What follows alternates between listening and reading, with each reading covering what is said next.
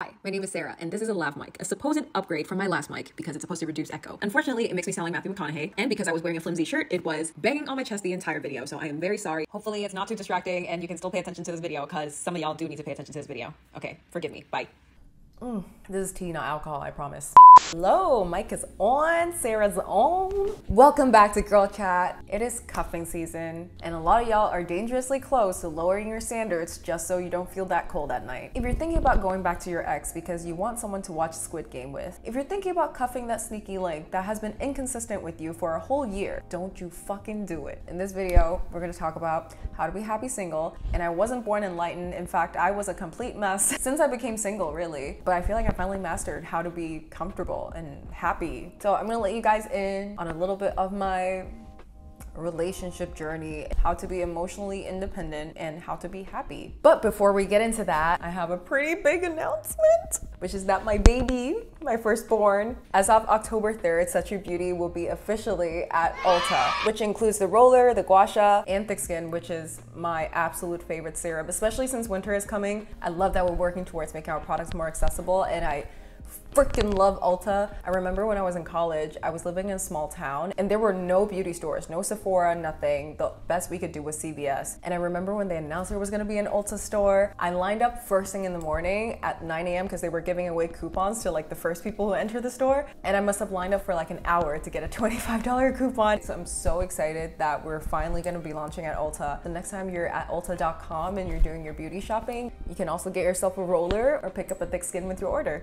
Very exciting, and whether or not you will be able to see it in store depends on how much support we get on the website. So if you want to support the brand, I'll also put the link in the description. Okay, now we're ready for the big sister talk. So I'm gonna start off with my relationship history, I guess. For most of my adult life, I was in relationships. I was in relationships for 6 consecutive years, so I've never really been by myself in my adult life until this year, really. Let me tell you, I made so many bad decisions. I felt like after I got out, I just belly flopped and drowned. Your girl was down terrible. And most importantly, I realized how big of an emotional void I had. I was giving my attention to a bunch of people that I shouldn't have been giving attention to, just so I can have the security of talking to someone. I wasn't taking care of myself. It wasn't even the grieving of my previous relationship. It was just that I didn't realize how much of a void I had. I was literally not happy with myself. I didn't know how to make myself happy, and in my head, happiness was always associated with having someone in your life, which I feel is normal in a lot of ways. Like, companionship is great and it's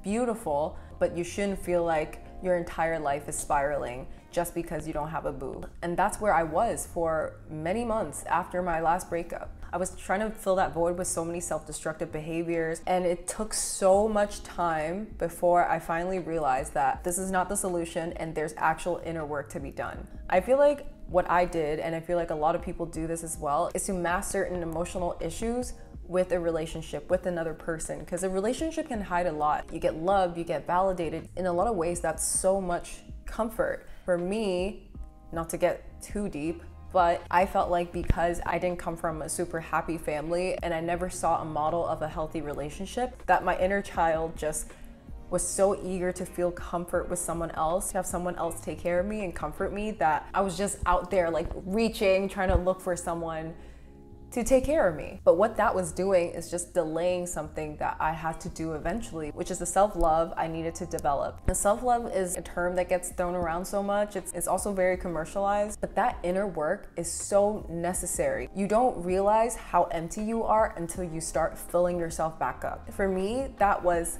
starting to cook for myself, sleeping enough, developing healthy habits, having a healthy social circle, only giving your time and energy to people who add value to your life, and most importantly, setting boundaries. Women's value is so attached to whether or not you're loved by a man, whether or not you're valued by a man, whether or not you are in a relationship. I feel like I internalized that a little bit as well, and that really delayed my awakening of how much I can actually take care of myself. At my lowest, I just did not believe that I could make myself happy, that I could just watch a movie by myself and be happy. I used to always do those things for a partner, but I never did those things for myself. And there's something that feels so great about being the one that can provide that for yourself. There's also another layer to this where I think a lot of women value the love that men can give them over the love that you can give yourself, because women are taught to value male attention so much. It's hard to change that perspective, and I feel like it took me a long time to get here, but this is the first step. Once you have your own routine, your own little bubble that's safe and secure, you know your boundaries, who you are, what your values are, what you will and will not tolerate, you become so much stronger and so much smarter in discerning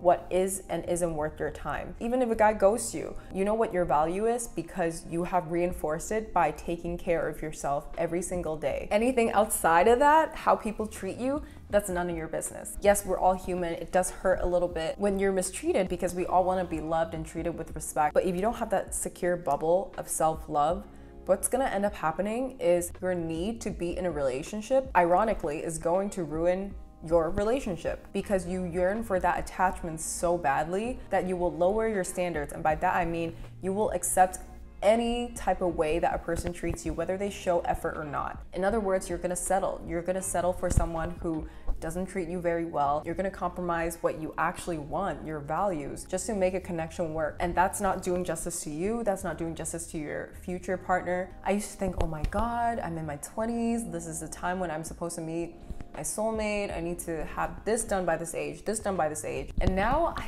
really just don't care. Like, if there's someone who can love me the way that I love me, then sure. But I feel like the pressures people impose on themselves just does so much more harm.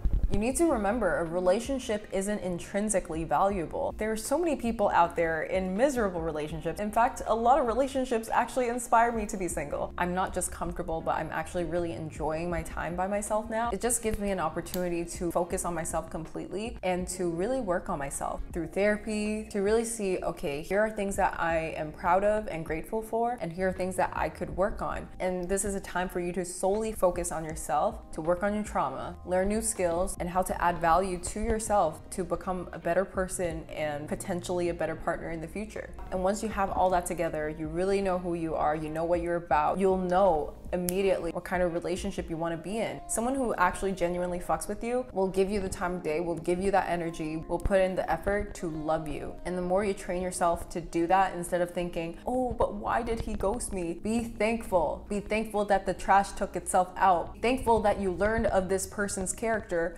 before you let it go on any further. I always say dick is an abundant resource. It's gonna hurt at first, but the more you go through this, the more you realize none of this behavior is a reflection of my value. I just really hate seeing my girls settling for the bare minimum because they want companionship so bad. Like, I've been there, I know what it's like. I don't wanna come across like I don't like relationships. At heart, I'm still a very lovey-dovey person. It's just now that I'm spending my lovey-dovey energy on myself. I look forward to a future relationship, but I don't need a relationship.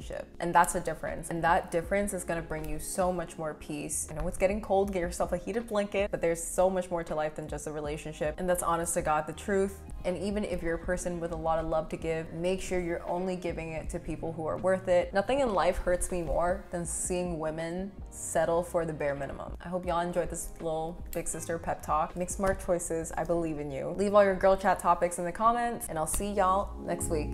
Bye.